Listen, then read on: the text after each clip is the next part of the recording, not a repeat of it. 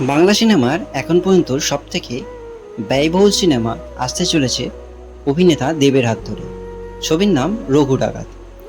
প্রথমে মনে হবে এটা হয়তো ডাকাতির সিনেমা, কিন্তু আসলে এর ভেতর লুকিয়ে আছে সমাজের অন্ধকার দিক। এক দরিদ্র পরিবার, ক্ষুধা, জমিদারের অত্যাচার, সব মিলে রঘুর শৈশবটা বেশ দুঃস্বপ্নময়। ছবির গান আর লোকগীত যেন আমাদের ফিরিয়ে নিয়ে যায় পুরনো বাংলার গ্রাম অঞ্চলে। জঙ্গলের অন্ধকার, আগুনের আলোয় ডাকাতের দলের ছায়া, সবকিছু একেবারে সিনেমাটিক।